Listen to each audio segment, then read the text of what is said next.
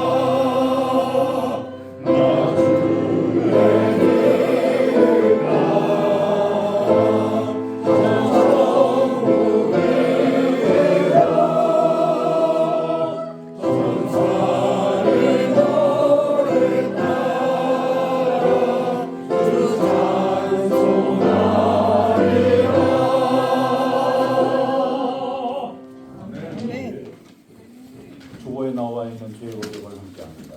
주여, 우리는 오늘도 부활하신 주님을 믿으며 하고 사랑의 주님을 빠져 불안과 두려움을 당합니다. 우리의 하나님을 불쌍히 여기옵소서. 또한 예수 그리스도와 나를 이루어주신 전능하신 하나님께 지금으로 영광과 찬양을 드리지 못하고 아직도 너와 단마하고 저주자를 나수하며 찬양을 드리고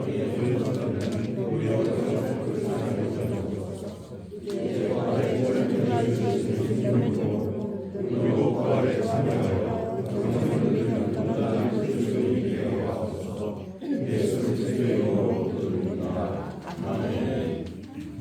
하나님께서 우리에게 주신 용서의 말씀입니다. 그는 우리의 화평이신지라 돌로 하나를 만드사 원수된 것 곧 중간에 막힌 담을 자기 육체로 하시고 또 십자가로 이 둘을 한 몸으로 하나님과 화목하게 하려 하심이라. 아멘.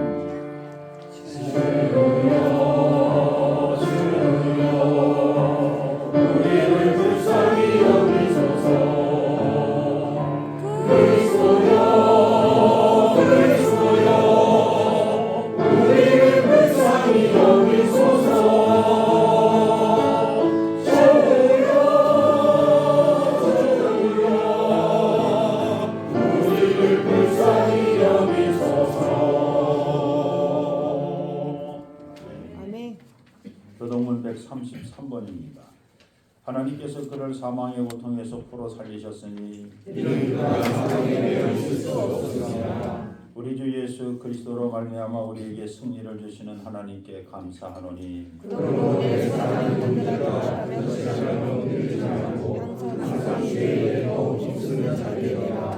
이 말을 할 때 예수께서 친히 그들 가운데 서서 이르시되 너희에게 평강이 있을지어다 하시니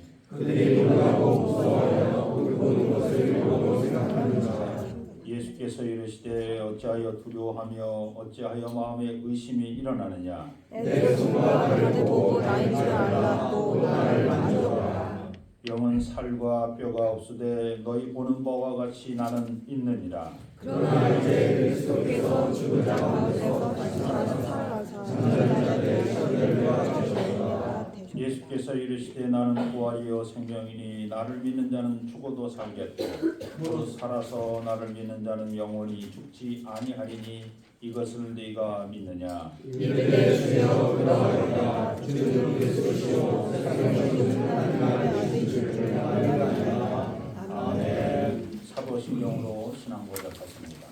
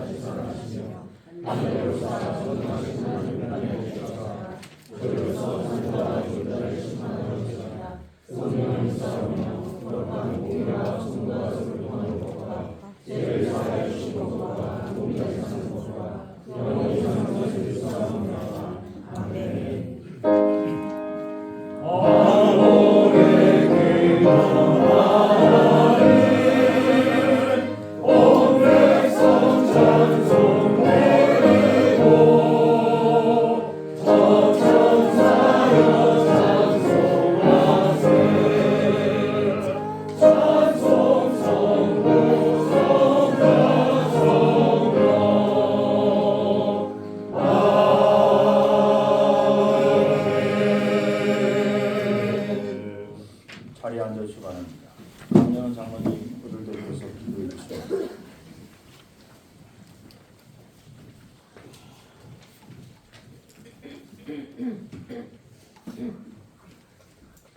우리가 살아도 주를 위하여 살고 죽어도 주를 위하여 죽나니 그러므로 사나 죽으나 우리가 주의 것이로다.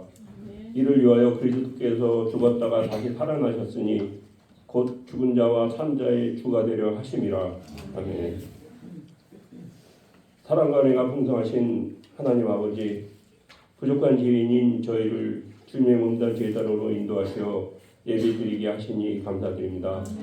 이 시간 십자가에 죽으셨던 주님께서 죽음의 권세를 이기시고 다시 살아나심을 믿고 머리 조아린 계동제단 믿음의 모든 권족들에게 하회와 같은 은혜와 성령 내려주시어 더욱더 성숙한 하나님의 백성으로 살아가게 하옵소서. 아버지 하나님, 하나님께서는 독생자 예수 그리스도를 우리의 죄를 대신하여 고난당하시고 죽기까지 저희를 사랑하셨건만 저희는 주님의 뜻을 어기고 죄를 짓습니다. 저희의 허물과 약함을 용서하시고 주님의 보혈로 씻어주시어 주님의 뜻에 따라 순종하는 삶을 살 수 있도록 인도하여 주시옵소서. 부활의 소망을 주신 하나님, 저희 기독교회를 지난 100여 년간 인도하시고 지켜주심을 감사드립니다.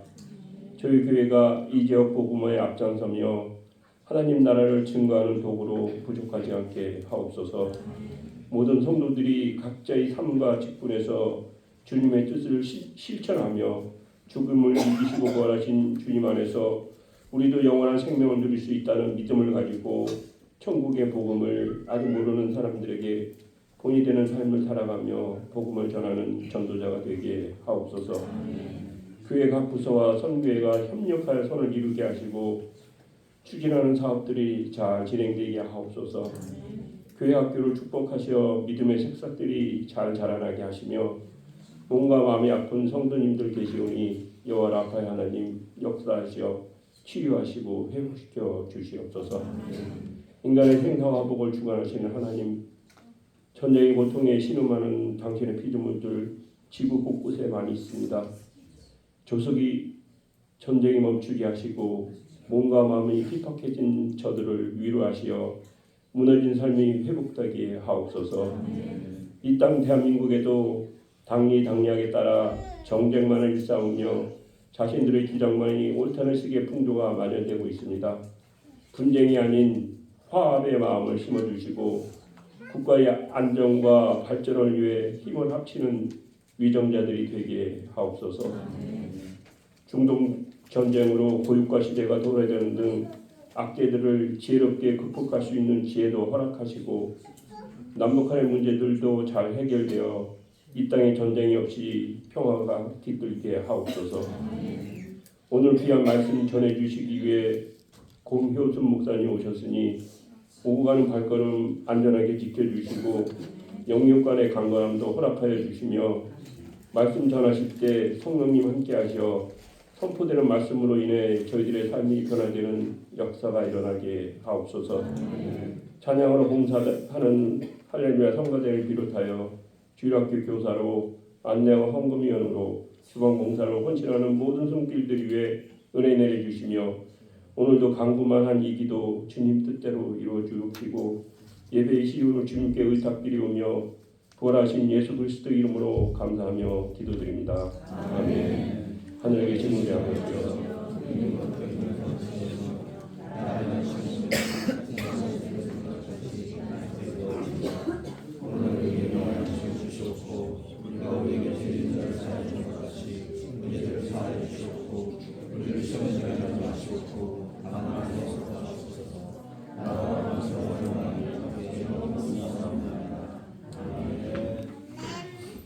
(165장) 165장입니다.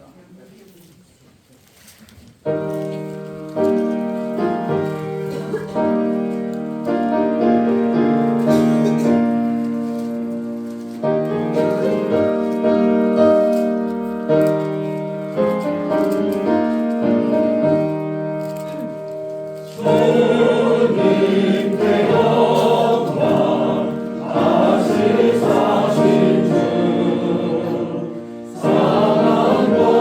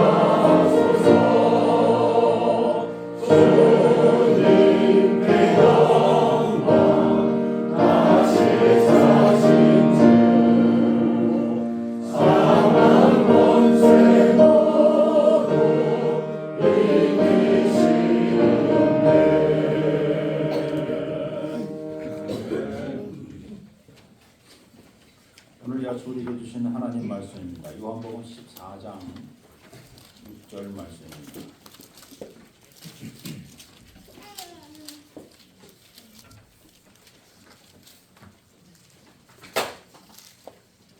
요한복음 14장 6절 말씀 제가 공독합니다.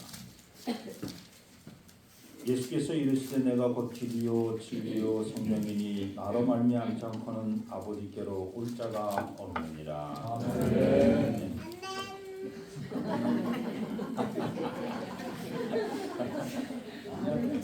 똑바로 이게 하네.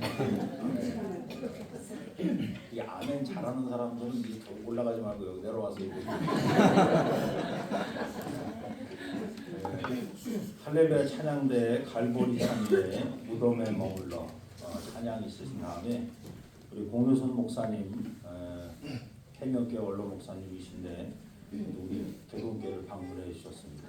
또 우리 종로 지방에서 많은 여성 목사님들이 계시지만 그래도 우리 여자 목사님 중에 감리교에서 대표적인 목사님이시고 또 많은 또 은혜를 많이 끼치고 또 선배로서 또 많은 역할을 해주셨던 목사님이신데 우리 할렐루야 찬양단 찬양 있으신 후에 바로 나오셔서 우리 목사님 말씀 전해주실 겁니다.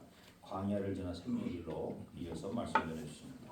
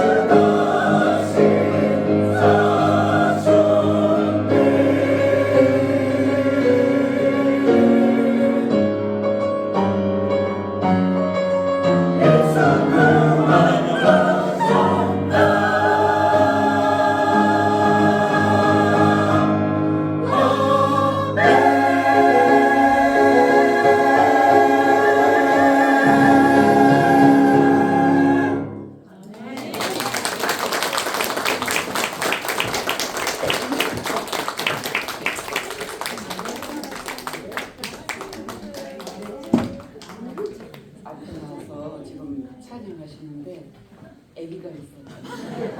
그 아기는 아마 이 다음에 찬양대 지휘자가 되든지 교회 솔리스트가 되지 않을까. 은혜가 그 아이에게 있기를 바랍니다.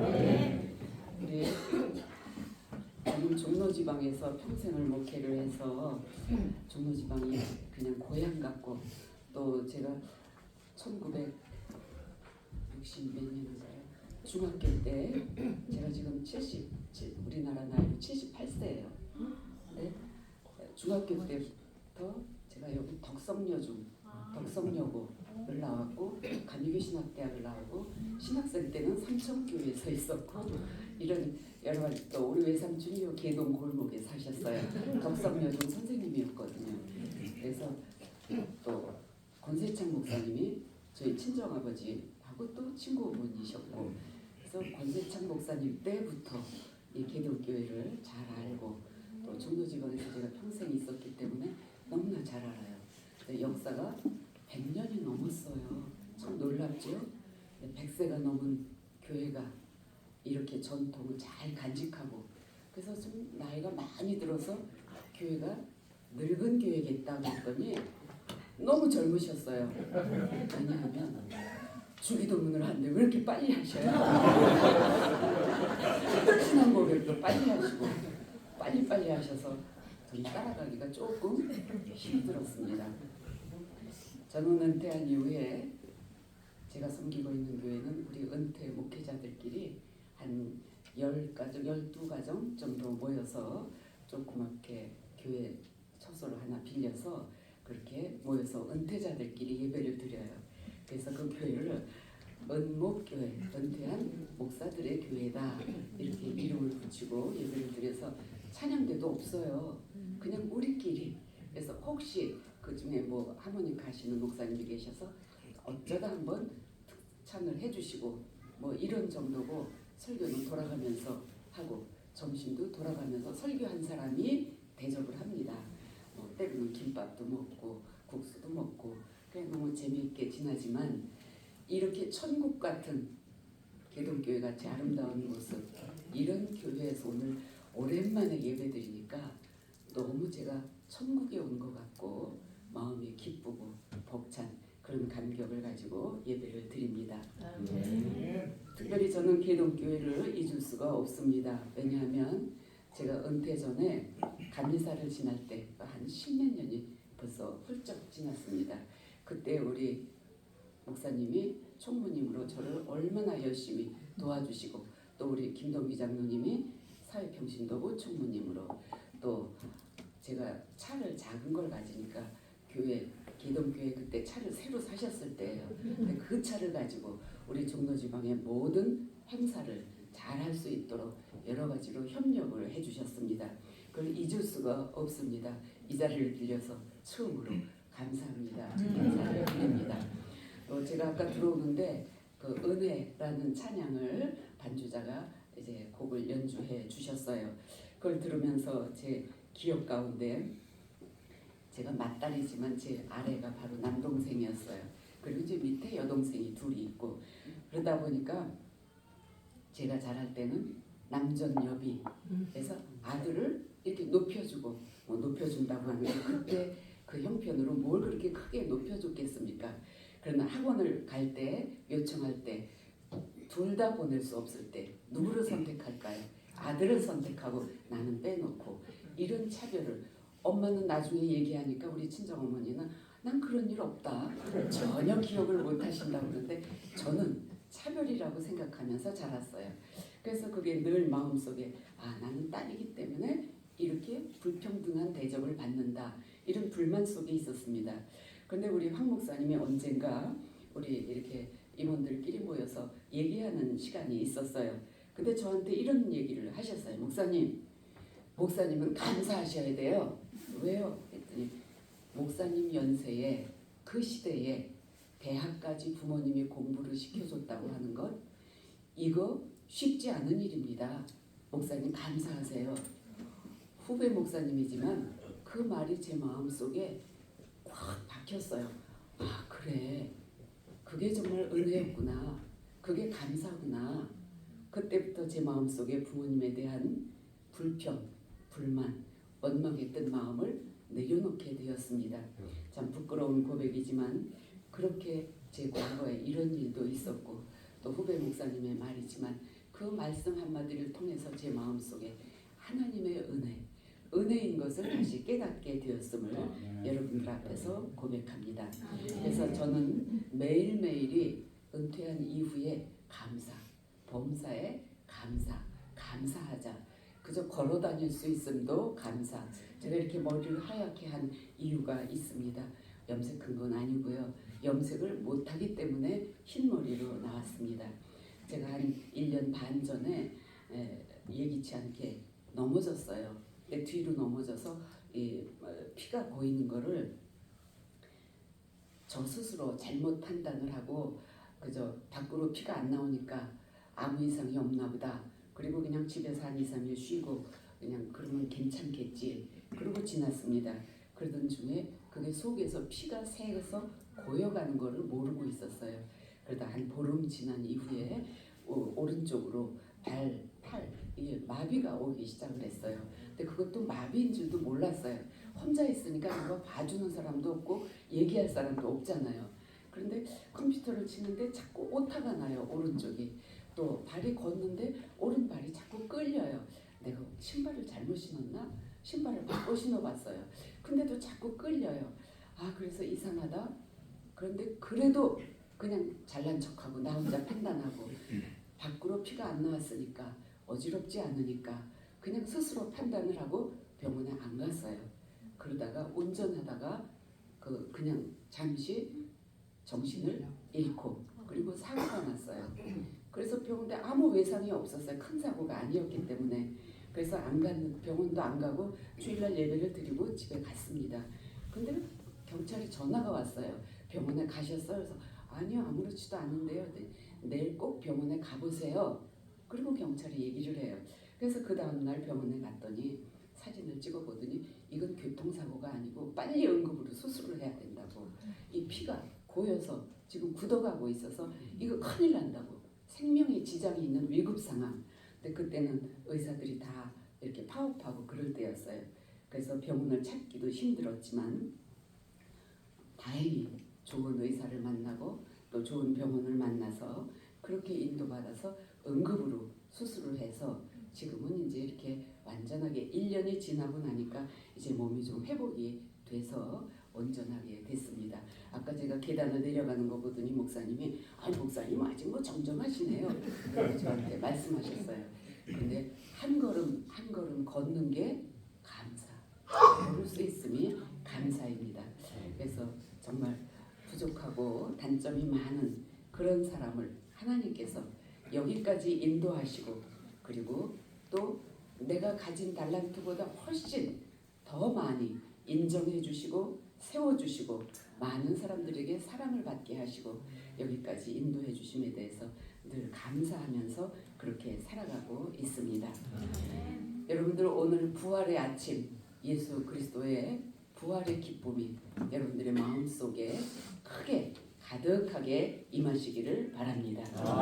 제가 우리 해명교회에서 부임 설교하면서 했던 말 가운데 하나가 교회는 잔치집 같아야 된다. 우리 교회는 늘 잔치집 같은 분위기의 교회. 그래서 교회 올 때는 누구든지 가고 싶은 잔치집은 열심히 참여하고 싶잖아요. 가고 싶지요. 또 잔치집은 기쁨이 넘치지요. 잔치집은 웃는 소리가 들리지요. 축하의 소리가 들리지요. 그래서 교회는 잔치집 같아야 된다. 그래서 늘 기쁨이 넘치는 교회 되자. 이런 말씀을 제가 부임 설교로 했던 그런 기억이 있습니다. 오늘 부활의 아침을 맞이하는 여러분들에게도 이런 예수님이 찾아오심으로 내 마음의 근심과 걱정과 두려움 모두 다 사라지고 기쁨이 넘치는 그래서 잔치집 같은 교회, 잔치집에 온 것 같은 마음 그런 마음으로 여러분들이 이 시간 기대하시고 또 기도하시는 이 시간이 되시기를 간절히 바랍니다. 우리가 이와 같이 기쁨을 맞이할 수 있는 이 시간 여기까지 오시는 동안에 여러분들 지난 한 주간은 어떻게 지나셨습니까? 한 주간을 우리가 묵상하면서 고난주간, 순환주간으로 그렇게 지냈습니다. 우리가 고난 주간은 경건함과 거룩함과 묵상과 이런 시간으로 나를 돌아보면서 그렇게 지납니다. 그런데 이와 같은 시간을 지나지 아니하고는 그 시간을 지나지 아니하고는 부활의 아침 이 시간을 맞이할 수가 없습니다. 그 여정이 없었다고 하면 결코 우리는 이 부활을 맞이할 수, 그 기쁨을 맛볼 수도 없었을 것입니다. 그런데 사람들은 부활을 너무 강조하다 보니까 우리 개신교는 또 우리 기독교는 특별히 부활, 다시 사신 예수님, 우리를 죄에서 구원해 주신 예수님 이거를 많이 강조하다 보니까 순환에 대한 고난에 대한 그 묵상의 여정은 조금 희석되어지는 게 아닌가 이런 생각을 하게 되기도 합니다. 그러나 분명히 우리 기독교는 죽음, 고난, 고통만 있는 것이 아니라 우리 기독교는 생명을 살리는 종교입니다. 고난의 순간 어두움을 지나서 터널을 지나 빛을 우리에게 비춰주시는 그리고 그 빛을 우리가 얻고 우리는 새 생명을 얻는 그런 기독교 그것이 바로 우리가 쫓아가는 길입니다. 그래서 오늘 말씀에 내가 곧 길이요 진리요 생명이니 내가 곧 길이요 진리요 생명이니 길이요 진리요 생명 되시는 주님 만나는 것 그것이 바로 부활의 기쁨을 맛보는 거예요. 근데 그 부활의 기쁨이 그냥 얻어지는 것이 아니라 길이요 진리요 생명이신 나를 따라올 때 나를 길이요 진리요 생명이신 나를 따라올 때 곧 그 길을 통과하지 않으면 이 부활의 기쁨을 맛볼 수 없다고 하는 거예요. 그 고난의 시간과 노력과 이 모든 것을 투자하지 않으면 내려놓지 않으면 그러면 얻을 수 없는 값진 보화 그게 바로 부활의 기쁨이에요. 그냥 얻어지는 게 아니에요. 저는 가끔 우리 유퀴즈인가요? 그 프로그램을 자주 봐요. 근데 거기에 나와서 하는 얘기들을 들으면 되게 이렇게 좀 그래도 비교적 성공한 사람들의 얘기를 거기에 모셔서 듣게 되잖아요. 근데 그 모든 사람들의 얘기를 보면 다 성공했고 화려해 보이고 다 모두가 다 사람들이 부러워하는 그런 사람들이에요. 그런데 그 사람들의 속 얘기를 나누다 보면 모두가 다 배고프고 어렵고 힘들고 그 절망의 순간 죽고 싶은 마음이 들 정도의 고난의 시간을 잘 견디어 왔기 때문에 그걸 견디어 그 터널을 지나서 이 자리에 왔다고 하는 거예요. 우리가 신앙생활이라고 하는 것은 견디어 내는 거예요. 견디는 거예요. 목회자의 길도 저는 그렇다고 봅니다. 견디어 내는 거예요. 견디어 내는 거. 우리 신학교 입학할 때는 50명이 입학을 했습니다. 근데 졸업할 때는 40명도 안 되는 사람이 졸업을 했어요. 근데 그 중에서도 목회 끝까지 한 사람은 30명도 안 돼요. 중도에 이렇게 그냥 세상 길로 간 사람도 있고 뭐 여러 가지 일들이 있었어요. 그런데 끝까지 가는 사람 견디어 내는 거예요. 어려움은 어디든지 있어요. 어디든지. 가정도 그렇지 않습니까? 특히 목회자의 길은 특히 신앙의 길은 저는 오늘 광야라고 이렇게 표현을 해봤습니다. 광야. 이 광야라고 하는 것이 얼마나 무섭고 험난한 그런 장소입니까? 여러분들 그 영화 지난번에 나왔던 신의 악단 그 영화를 보셨나요? 저도 제 동생 부부 장로 부부가 같이 보자고 해서 가서 몇 년 만에 극장을 가봤습니다. 거기에 보니까 그 마지막 찬양 나오잖아요. 그걸 듣는 순간 정말 울컥해서 눈물이 나왔어요. 왜 나를 깊은 어둠 속에 홀로 두시는지 어두운 밤은 왜 그리 길었는지 나를 고독하게 나를 낮아지게 세상 어디에도 기댈 곳이 없게 하셨네. 여러분 오늘 우리가 서 있는 자리가 이렇지 않습니까? 아무것도 기댈 곳도 없고 밤은 왜 이렇게 긴지 왜 이렇게 고독한지 중동 전쟁으로 우리는 앞뒤로 지금 얼마나 많은 악조건으로 우리나라가 에워싸고 있습니까? 정치적인 혼란 속에 우리가 빠져 있습니다. 젊은이들은 일자리가 없습니다. 여러분 각자의 삶에서 우리는 지금 광야의 길을 걸어가고 있습니다. 그 광야의 길, 이 밤은 왜 이렇게 길었는지, 나를 고독하게 낮아지게 세상 어디에도 기댈 곳이 없게 하셨네. 그 광야에 지금 우리가 서 있습니다. 우리나라가 마치 여기에 있습니다. 그 가사의 내용을 보면 거기에 광야에 서 있어. 주님만 내 친구 되시는 광야. 아무것도 의지할 것이 없을 때, 그때 비로소 우리는 주님 손을 잡게 돼요. 주님 손 놓고는 내가 단 하루도 살 수 없는 광야. 여러분, 오늘 우리가 붙잡아야 될 것이 무엇이겠습니까? 우리가 잡아야 될 것. 세상에 많은 것들이 우리의 눈에 보입니다. 우리가 잡고 싶은 것들 있습니다. 그런데 주님이 우리에게 너희들이 잡아야 할 것은 바로 부활하신 예수님, 십자가에 못 박혀 피 흘리시는 주님, 그 주님의 손을 잡으라고 우리를 오늘 여기에 불러주셨습니다. 아멘. 그래서 우리가 그 손 잡고 걸어갈 때 그 길이, 광야의 길이 어떤 길입니까? 얼마나 험난합니까? 그 광야의 길은 예수님이 가신 길, 우리는 경험해보지 않았기 때문에 얼마나 우리가 공감할 수 있겠어요? 공감할 수 없어요. 우리는 이상하게 남의 아픔에 대해서는 내 아픔만큼 그렇게 느껴지지 않아요. 어떤 병원의 간호사가, 요양병원의 간호사를 지내는 남자분이 그런 경험을 들려줬어요. 노인들을 이렇게 요양병원에서 진료를 하면 의사가 상주에 있지 않으니까 정해진 날에 이제 진료를 하잖아요. 그럼 모두가 서로 내가 먼저 진료받고 싶다고, 내가 아프다고 모두 다 서로 앞에서 줄을 쓴 거예요. 그 혼란이 오죠. 서로 다투기도 하고. 노인들이 되면 왜 그렇게 섭섭한 것도 많은지요. 그런데 그 간호사가 나오더니 그분들에게 그렇게 이야기합니다. 여러분 중에 제일 아픈 사람이 누구일까요? 제일 많이 아프신 분을 제일 먼저 선생님 만나게 해드릴게요. 그랬더니 조용해졌어요. 그때 그 간호사 남자분이 내가 제일 아픕니다. 그 얘기가 뭘까요? 여러분 각자 모두가 다 내가 제일 아파요. 모두가 그렇게 여기는 거예요. 곧 그 말은 뭡니까? 저 사람의 아픔은 아무리 커도 내가 공감할 수 없어요. 작은 내 아픔이 이만하게 느껴지는 거예요. 여러분, 우리가 주님의 고난에 내가 얼마나 공감할 수 있겠습니까?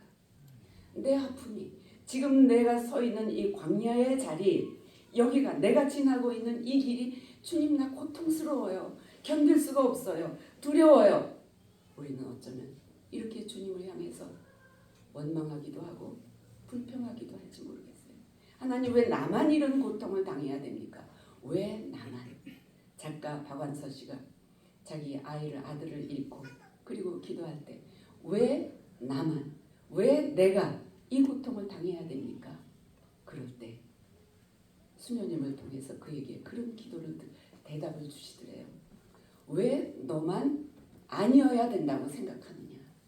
왜 너만 아니어야 된다고 생각하느냐? 여러분, 고통이 다른 사람에게 있을 때는 괜찮은데 내 고통이 되면 힘듭니까? 아니에요. 그 사람의 고통이 내 고통으로 느껴지고 공감하고 같이 아파하고 기도해주고 손잡고 가는 것, 이게 신앙생활이에요. 그런데 우리는 남의 아픔에 공감하지 못해요. 이게 신앙으로 살아내는 거예요. 예수님은 말씀으로만 복음을 전한 것이 아니라 함께 손잡고 넘어진 사람 손잡아 일으켜주고 병든 자 만져주시고 굶은 자 먹지 못한 사람 먹여주시고 오병이의 기적을 베풀어서 나누어 주시고 함께 동참해서 가는 거예요. 근데 그 동참해 가는 길은 빨리 갈 수 없어요. 힘들어요. 어려워요. 다른 사람보다 내가 뒤처지는 것 같아요. 늦게 가는 것 같아요. 남보다 손해보는 것 같아요. 그런데 이것이 우리 기독교인들이 그리스도인의 삶, 손해보는 것 같은 삶을 사는 것, 이게 바로 우리가 살아내야 하는 광야의 길인 거예요. 우리가 걸어가야 하는 길이에요. 고통은 나만의 고통이 아니라 주님이 나와 함께 지금 그 고통을 겪고 계신 거예요. 그래서 그 광야 길을 주님이 걸으신 것처럼 나도 견디어 내겠습니다. 힘 주세요. 내 고통 없게 해주세요가 아니라 하나님, 내가 이 고통 함께 견디어내게 해주세요. 힘을 주세요. 그렇게 우리가 기도하는 것이 바른 기도라고 이렇게 생각을 합니다. 예수님이 그 광야의 길을 걸어오실 때 끝까지 감당할 수 있었던 것, 우리가 길이라고 하는 게 뭐예요? 길은 제가 조금 일찍 와서 제가 경기도 마석에 살고 있어요. 그래서 멀리서 오니까 혹시라도 시간이 늦을까봐 차가 한 20분에 한 번 이렇게, 근데 주말엔 또 조금 더 늦게 와요. 그래서 일찍 왔더니 시간이 너무 많이 남아서 이 골목을 옛날을 회상하면서 저 중앙고등학교 종로 3가에서 내려서 중앙고등학교 입구까지 걸어갔다가 이렇게 다시 내려오면서 아주 문화를 많이 느꼈습니다. 촌동네에 살다가 오니까 눈이 번쩍번쩍 띄었어요. 내 평생 서울을 떠나지 않을 줄 알았는데 은퇴하고 떠나서 좀 소외감도 들고 그런데 여기 오니까 오늘 개동교회 황 목사님 덕분에 이렇게 문화인이 된 것 같은 그런 느낌을 아침부터 받았습니다. 여러분, 길이라고 하는 것은 열려 있는 거예요. 통하는 거예요. 우리 개동길이요, 막힌 것 같지만 요리 가면 요 길이 나오고 요리 가면 요리 나오고 돌아 해서 이렇게 해서 요 골목으로 나가면 또 감사원 길로 넘어서 삼청동 길로 해서 팔판동으로 해서 이렇게 해서 또 청와대로 넘어 길이 다 연결이 되잖아요. 이게 길이에요. 뭐예요? 소통이에요. 소통. 막힌 담을 열어주시는 거예요. 누가? 예수님이. 내가 곧 길이요 진리요 생명이니. 길은 열려지는 거예요. 막혔다고 하면 그건 길이 아니에요. 예수님이 막힌 담을 오시고 뭘로 인해서 막혔어요? 우리의 죄로 인해서 막혀있는 담을 헐어서, 그래서 예수님이 죽으심과 동시에 휘장이 찢어졌더라. 그 순간 우리는 빛을 맞이하게 되는 거예요. 막힌 담을 열어주시는 소통, 하나님과 내가 만날 수 있는 길을 열어주셨어요. 주님, 내가 곧 길이요 진리요 생명이니 당신이 길이라고 그렇게 말씀하십니다. 근데 길을 처음 닦는 사람은 어떻습니까? 길을 처음 닦아 나가는 사람은 쉬울까요? 어려울까요? 어려워요. 넘어지기도 하고 때로는 그 하다가 길 도로 공사하다가 죽는 사람도 있어요. 길을 처음 낸다고 하는 것은 참으로 어려운 일이에요.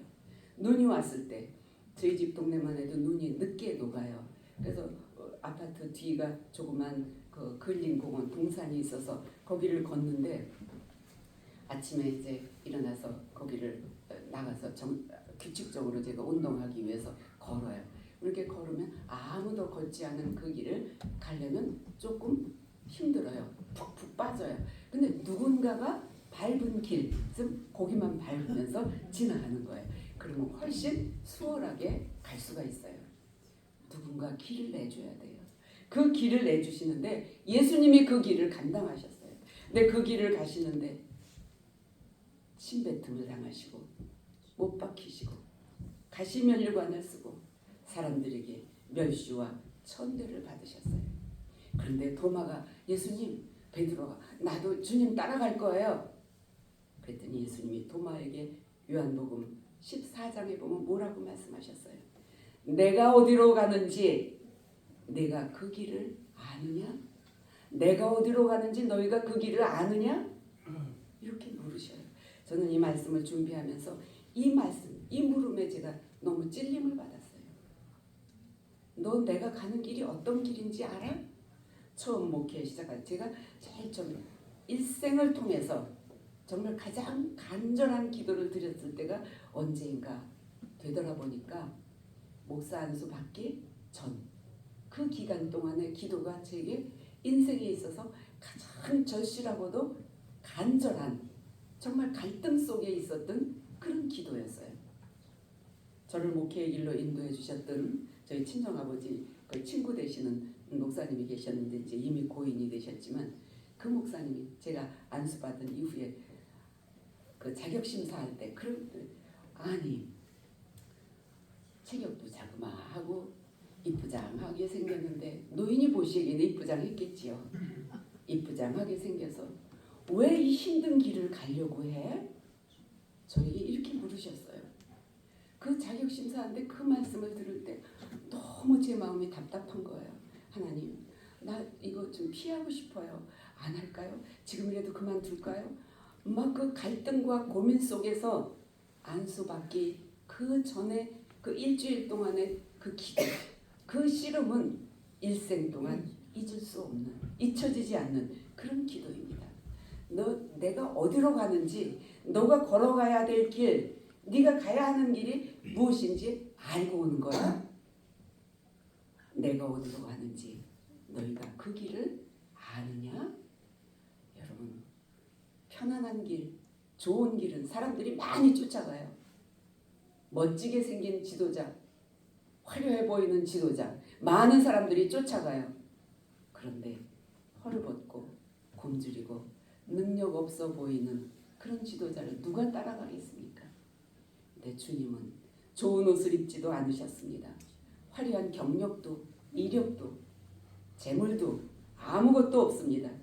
그런데 예수님은 내가 가는 길이 무슨 길인지 어떤 길인지 너희가 아느냐? 이렇게 도마에게 질문하십니다.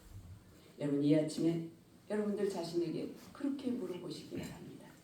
그 광야길, 빠르고 쉬운 길은 누구든지 쫓아가는 사람이 많습니다.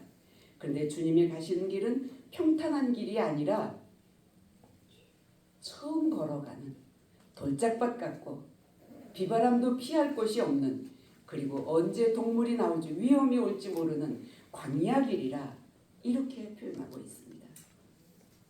여러분, 예수님 이 길을 걸어가실 때 이 아무도 따라와 주지 않는 이 길을 걸어가신 그 길, 어떤 길입니까? 예수님이 얼마나 고독하셨을까? 고독한 길을 외롭게 가셨어요. 우리가 누군가 짐을 나누어지는 거는 참 고마웠고 기쁜 일이에요. 가끔 이렇게 산책을 하면서 보면 노부부가, 저도 나이가 많지만 노부부가 손을 이렇게 잡고 걸어가는 모습을 뒤에서 보면 그렇게 아름답고 좋아 보일 수가 없어요. 시장에서 두 분이 손잡고, 우리 동네는 5일장이 아직도 존재합니다. 그래서 5일장에 가면 두 분의 나이 드신 분들이 이렇게 손잡고 다니면서 간식도 사서 잡수시고 그리고 나누어주면서 이렇게 가는 모습은 너무 보기가 좋아요. 그런데 혼자 다니는 것보다는 둘이 가는 모습이 밖에서 보기에도 좋거든요. 하물며 어려운 길을 가는데 혼자 가는 것보다 둘이 가는 게, 둘보다는 셋이 얼마나 좋겠습니까? 근데 주님 그 광야의 길을, 고독한 길, 아무도 동참해주지 않았어요. 예수님이 외롭게 혼자 가신 그 고독한 길, 겟세마네 동산의 마지막 죽음을 앞두신 예수님, 그 예수님의 심정이 어땠을까요? 죽음을 앞둔 그 심정. 예수님은 너무 내가 너무 고통스러워, 난 너무 힘들어, 이렇게 표현하신 거예요. 그래서 수제자들 다 물리치시고 세 사람의 제자만 데리고 가장 가깝고 내가 가장 훈련을 잘 시켰다고 생각하신 제자를, 베드로, 야고보, 요한, 나하고 같이 가자. 겟세마네 동산까지 같이 가자. 너희들 여기서 나를 위해서 기도해줘. 여기서 잠시 동안 나를 위해서 기도해줘. 얼마나 간절한 예수님의 그 고난의 부탁이었을까요? 죽음을 앞에 두신, 고난을 앞에 두신 그 예수님이 그렇게 제자들에게 부탁했어요. 그런데 잠시 있다 내려, 정말 예수님은 겟세마네 동산에서 피눈물을 흘리면서 그 땀이 얼마나 간절했으면, 얼마나 고통스러운 기도였으면 피눈물 같았어요. 그런데 그 씨름하고 기도하고 내려오시는, 그래서 이제는 나를 내려놓고 아버지 손에 나를 맡깁니다.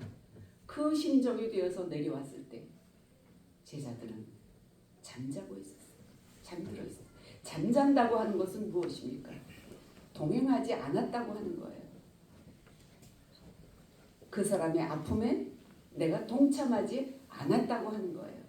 모른 척했다고 하는 거예요. 마태복음 14장에서 보면 심히 고민하여 죽게 되었으니 예수님이 자기의 심정을 그렇게 고백해요. 내가 심히 고민하여 죽게 되었으니 얼마나 처절한 고통의 말씀입니까? 이 간절한 말씀, 이것 그들에게 나를 위해서 내 마음을 표현했어요. 여기서 잠시 나를 위해서 기도해줘. 나를 위해서 기도해줘.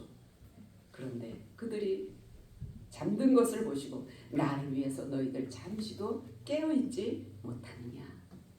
우리는 주님의 고난에 내가 얼만큼 동참하셨습니까?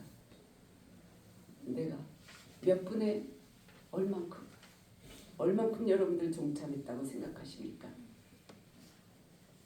종교 지도자들은 자기들의 뛰어난 지식과 율법의 해박함을 앞세워서 예수 선생을 비난하겠습니다.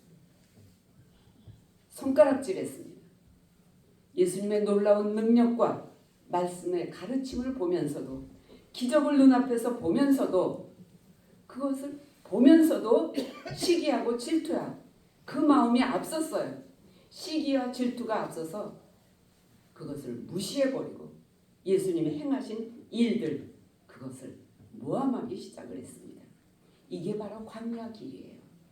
고독하게 혼자 가실 수밖에 없는 누구도 동참해 줄 수 없는 우리는 광야의 길에는 너무나 우리들을 유혹하는 것들이 많이 있습니다. 보암직도 하고 먹음직도 하고 유혹하는 것들 우리에게 명예와 권력과 물질과 얼마나 좋은 것들이 많이 있습니까? 이 좋은 것들 이런 것들이 우리를 유혹합니다.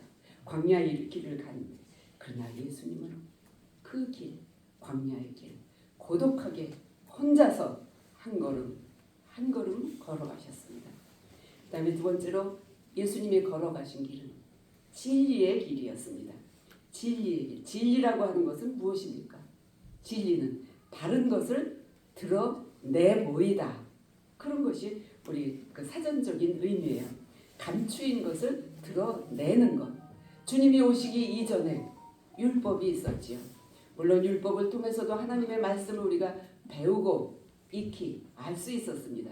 그러나 온전한 말씀, 온전한 하나님, 삼위일체하신 하나님, 그 하나님을 우리에게 가르쳐 주시기 위해서 진리, 내가 곧 길이요 진리요 생명이니 진리 드러내 보여주셨어요. 누구를 통해서? 예수를 통해서, 예수님을 통해서 불완전했던 구약시대 예수, 복음을 통해서 예수라고 하는 그분을 통해서 우리에게 온전하게 하나님의 전 존재를 드러내 보여주신 거예요. 그래서 예수님은 3년 동안 사람들에게 내가 곧 길이요 진리요 진리를 드러내기 위해서 그분은 기적을 행하시기도 하고 아무 목적 없이 병을 고쳐주신 게 아니에요. 아무 목적 없이 기적을 행하신 게 아니에요.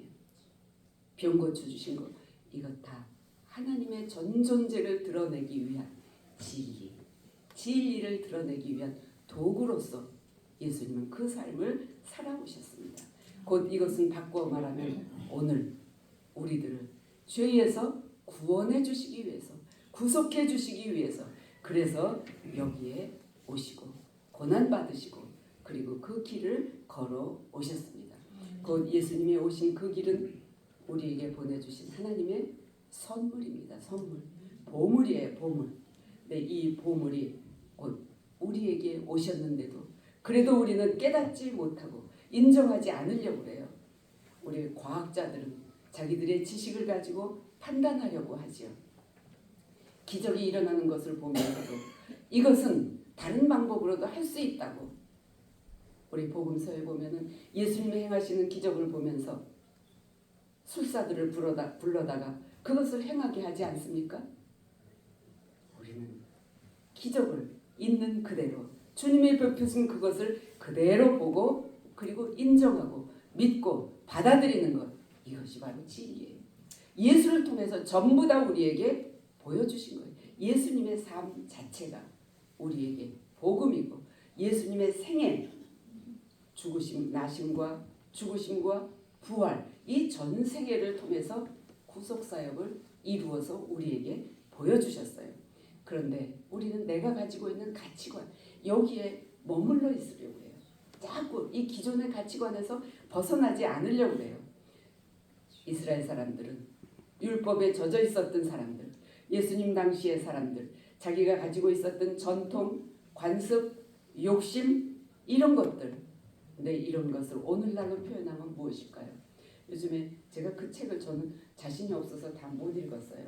편안함에 익숙해져 있다고 하는 그런 어떤 신학자가 비판한 그런 책인데 우리 현대인들은 너무 편안함에 익숙해져 있어요. 편안함에. 저도 오늘 너무 멀어서 이렇게 뭐 들고 다니는 게 힘들어요. 성경 찬송 무거워서 와서 여기 저 화면이 띄워질 거야 이러고 왔어요. 그냥 안 띄워졌는데 제가 뒤에 성경 뒤에 찬송이 있는 걸 몰랐어요. 그 목사님이 여기 있어요. 그리고 가르쳐 주셨어요. 근데 저는 그래서 목사님 이게 좋아요. 지금 웃으면서 그랬어요. 교회에서 다 이거 띄워주니까 예배 시간에 성경 안 찾아요. 성경 안 찾잖아요. 그리고 그냥 듣기만 해요. 눈으로 보기만 해요. 물론 듣고 보는 것도 좋지만 내가 손으로 찾아야 돼요. 왜? 일주일 동안 성경 한 번도 안 들춰보고 오는 분도 계시거든요. 그래도 주일날 교회 오셔서 성경도 좀 열어보시고 찬송가도 좀 열어보시고 만져보고 이렇게 해야 되지 않겠습니까? 우린 옛날에 익숙한 것 그것 그냥 거기에 갇혀 있어요. 그 편안함에 머물러 있어요.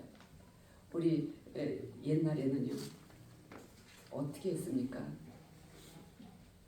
제가 어릴 때 보면 보따리 싸가지고 기도하러 다녔어요.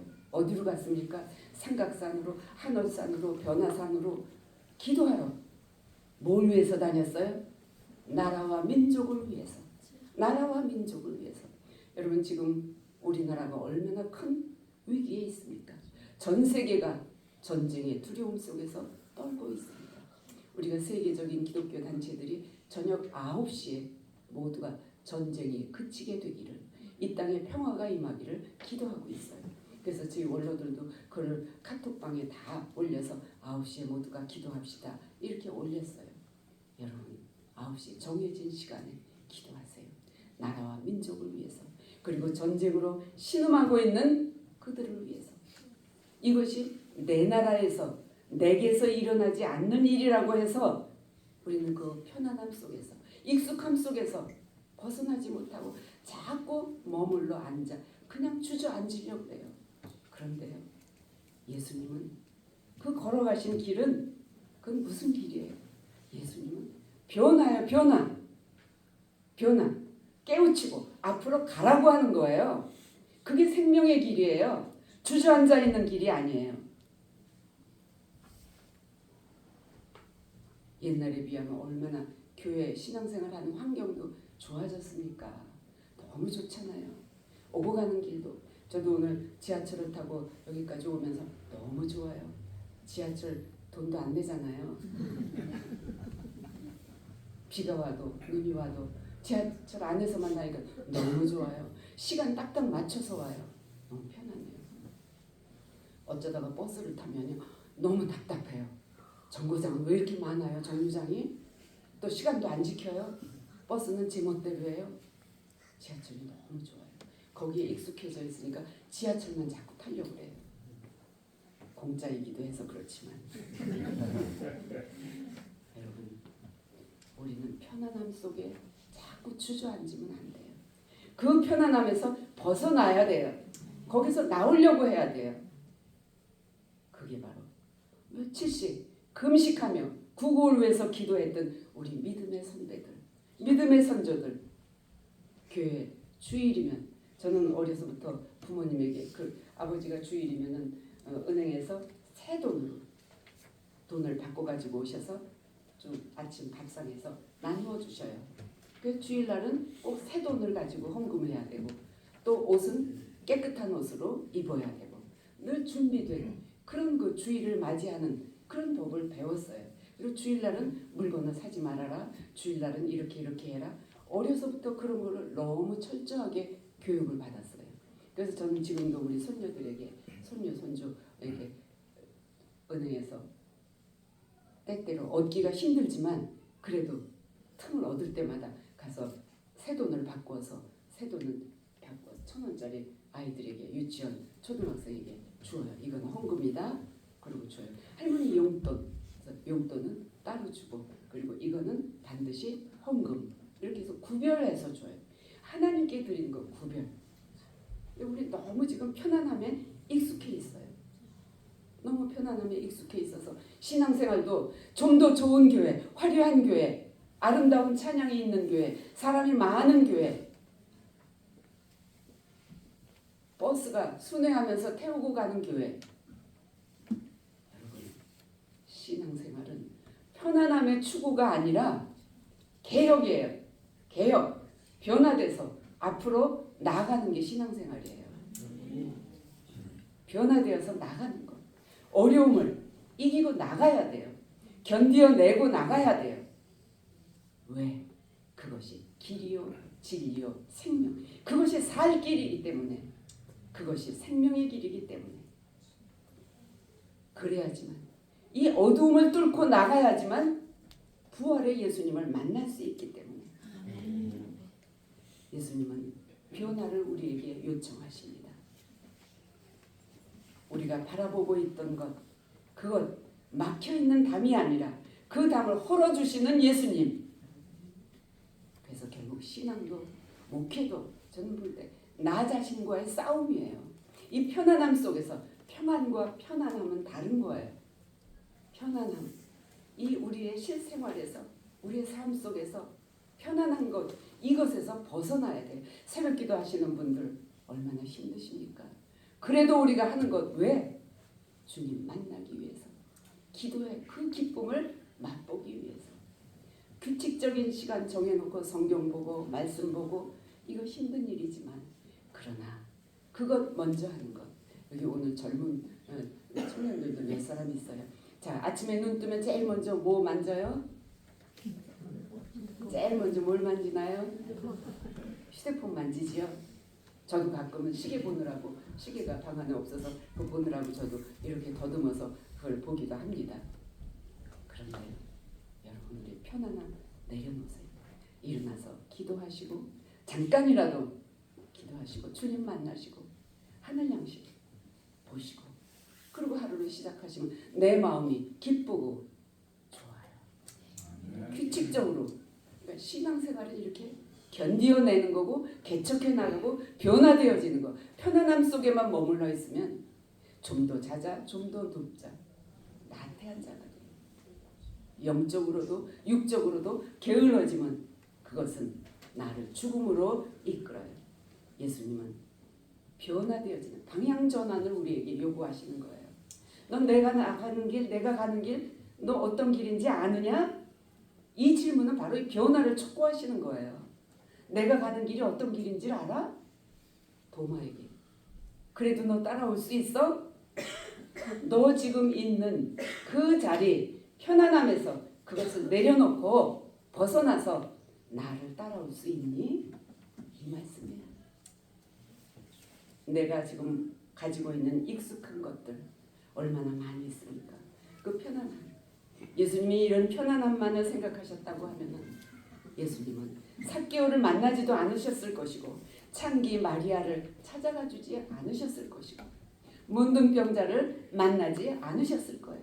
이와 같은 행동들은 바로 바리새인들, 율법주의자들에게 손가락질 받고 비판받고 그리고 배척당하시는 원인이 됐던 것들이에요.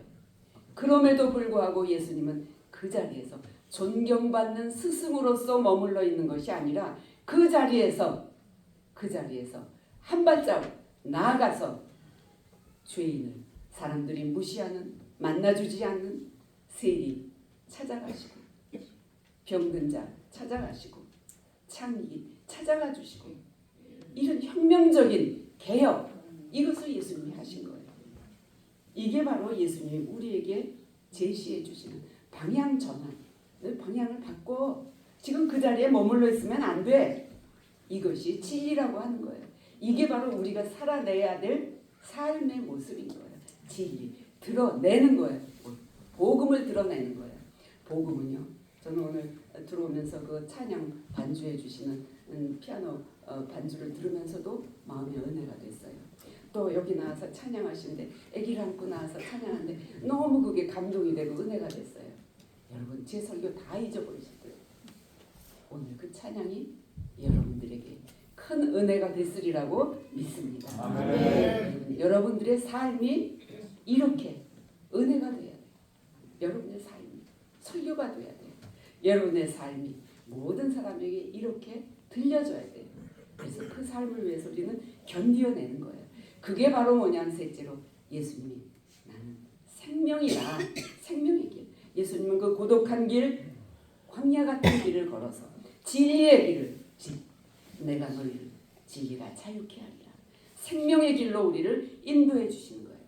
우리가 광야의 길을 지나가면 반드시 만날 수 있는 그 길은 바로 예수님 우리에게 주시는 생명의 부활의 아침을 만나는 거예요. 우리는 광야를 만날 때는 어떤 마음이 드십니까? 광야를 만나면 어렵고 힘들 때, 넘어졌을 때, 저도 내가 왜 넘어졌지? 아무리 생각해도 원인을 알 수가 없어요. 왜 넘어졌는지 알 수가 없어요. 여러분 피하고 싶지요. 광야 길을 가고 싶은 사람은 아무도 없어요. 그러나 우리에게 회피하지 말고 도망가지 말고 네가 그 길을 걸어서 견디어내고 그리고 와라. 왜? 거기가 생명의 길이기 때문에. 생명의 길이기 때문에 그 어두운 골짜기 그 광야의 길을 반드시 통과해야지만 그래야 생명의 길을 만날 수 있다고 이렇게 우리에게 확신을 나타내 주십니다. 우리가 사람은 누구든지 다 죽을 수밖에 없어요. 육신은 죽어요. 1년에 죽는 사람이 약 6,500만 명이 지구상에서 죽어간대요. 근데 우리가 육신적으로 죽는 것은 어쩔 수 없는 것들이에요. 뭐 질병으로 죽기도 하고 기후변화로 죽기도 하고 여러 가지 일로. 그러나 우리가 이 땅에서 will die 잘 죽기 위해서 준비해야 될 것은 세상과 싸우는 것이 아니라 광야 길을 걸어가는 심정으로 삶을 살아내는 거예요. 잘 사는 거. 잘 사는 게 뭐예요? 예수님의 모습을 예수님이 오늘 우리에게 가르쳐 주신 길이요 진리요 생명이니 나로 말미암지 않고는 아무도 아버지께로 갈 자가 없느니라. 우리가 주님이 가신 그 생명의 길로 인도함 받기 위해서 우리는 지금도 몸부림치면서 기도하면서 애쓰고 달려가야 돼요. 여러분 구약의 욥이 그 고통 속에서 얼마나 힘들어했습니까? 자녀를 잃고 아내에게까지 조랑받고 친구들에게 손가락질 당하고 그 가운데서도 그가 분명히 하나님의 섭리하심 하나님의 뜻 분명히 하나님의 계획이 있으실 거야. 하나님이 나를 이끌어 주실 거야.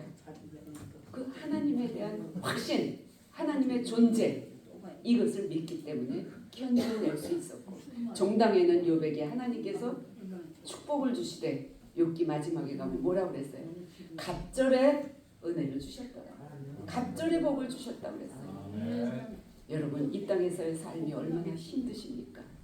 참으로 고통 중에 있습니다.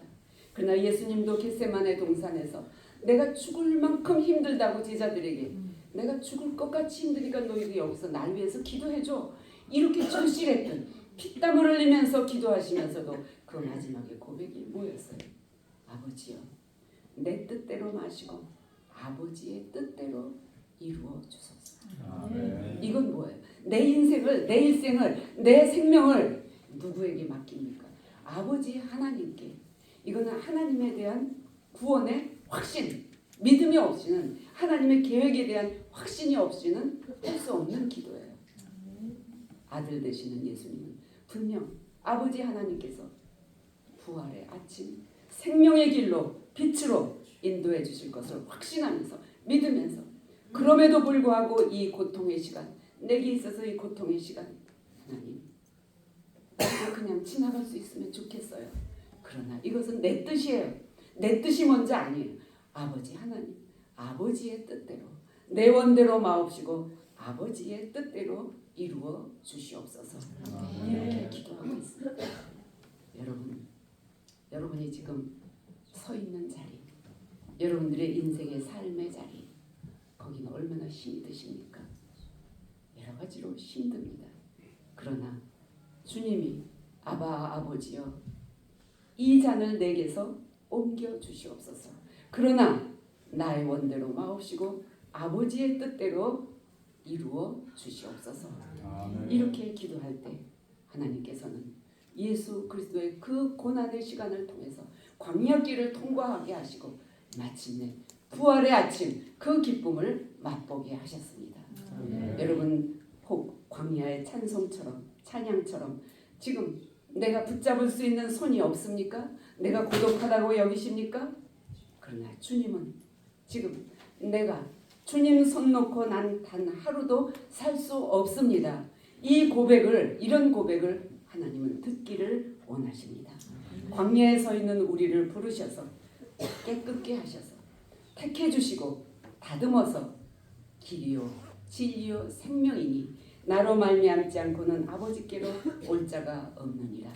거기까지 인도하시기 위해서 오늘 우리들을 여기에 초청해 주셨습니다.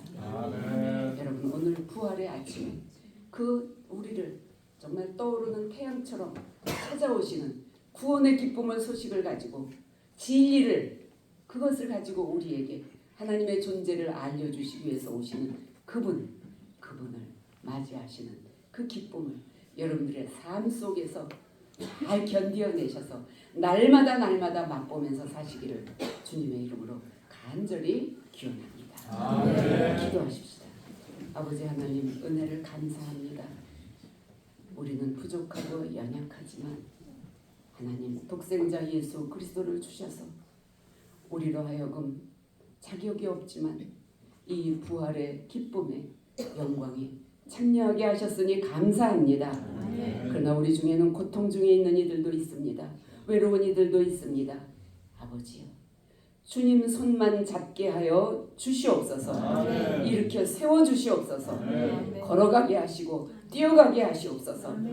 우리 모두가 삶의 무게를 잘 견디어내므로 이 광야길을 지나 부활의 아침 영광의 주님을 만나는 귀한 축복을 얻게 하여 주시옵소서. 예수님 이름으로 기도합니다. 아멘.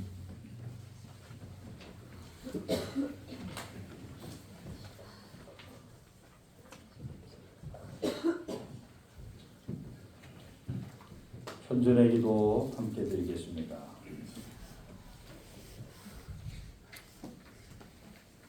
전능하신 하나님은 내 앞에서 나를 인도하시고 오른쪽에서 나의 힘이 되시며 왼쪽에서 나를 보호하십니다. 위에서 나를 바라보시고 아래에서 나를 받쳐주시고 뒤에서 나를 안아주십니다. 모태에서 그리고 지금 내 안에 현존하십니다. 아멘.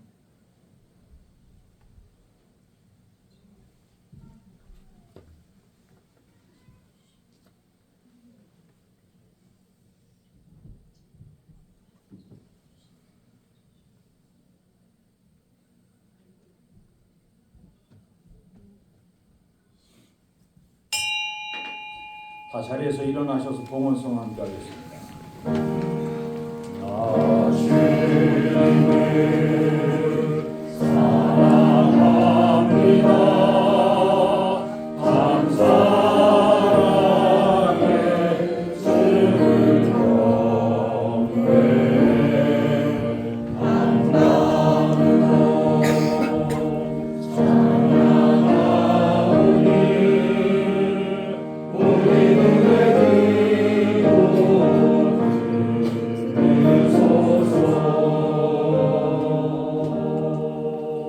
자리에 앉아주시기 바랍니다.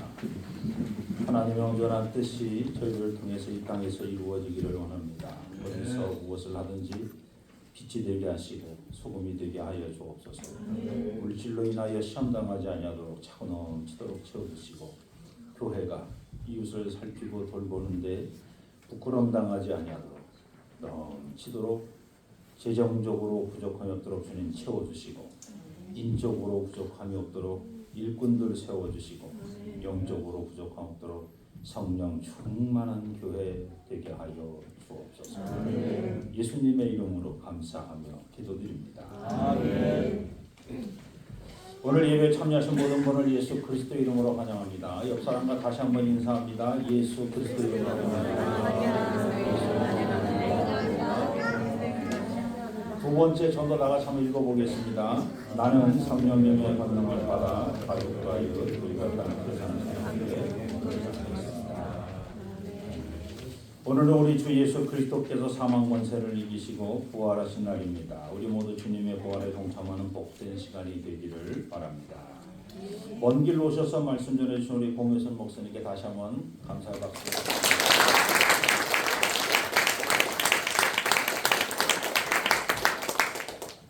네, 오랜만에 12시간이 넘어가는 시간을 저도 아니 새로운 견뎌내야 된다 이거 그런 말씀이 계속 그런 말씀이 오시니 그렇지 견뎌야 돼 편안하면 안 돼 이러면서 너무 감사드리고요. 이 다음 주 세례식 있는 것만 광고 하나 드리고 나머지는 주보 광고 여러분 살펴보시기 바랍니다. 세례 받으실 분은 다음 주에 10시 반에서 10시 40분 그 사이에 저한테 오셔야 됩니다. 그래서 오셔서 교육도 잠깐 받고 왜냐하면 교육이라는 건 딴 건 아니고 세례식에 관련돼서 이제 순서하는 데서 서로 상의할 게 있으니까 꼭 10시 반, 10시 40분까지는 오셔야 되겠습니다. 나머지는 여러분 살펴보시기 바랍니다. 오늘 특별 헌물로 우리 점심 특식에 우리 김순례 권사님이 후원해 주셔서 특별 헌물이 저희 점심 특식이 좀 있고요. 또 그다음에 난화부는 저희 가정에서 봉헌했습니다. 나머지는 여러분 살펴보시기 바랍니다. 우리 다 자리에서 일어나셔서 4월의 파송의 찬송을 은혜 찬송으로 선곡을 했습니다. 4월 한 달 동안에는 우리 은혜를 함께 드리도록 하겠습니다. 밑에 모든 것이 은혜 여기는 한 번 더 반복하도록 하겠습니다. 1절, 2절 부르시고 모든 것이 은혜는 한 번 더 반복합니다.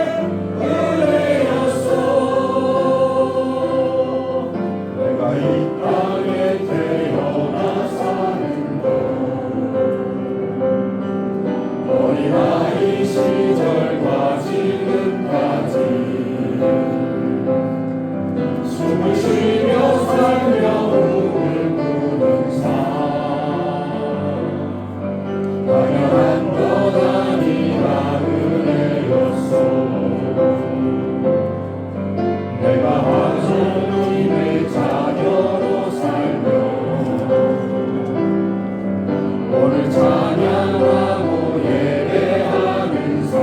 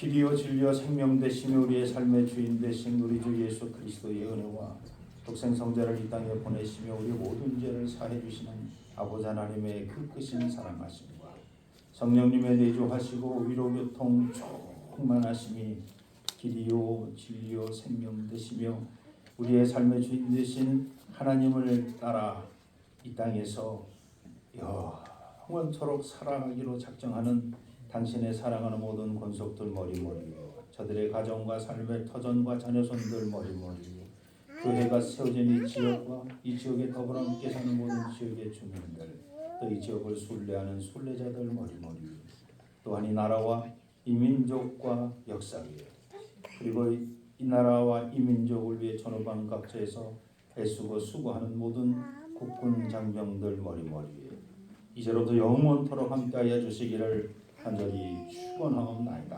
아멘. 생명의 주님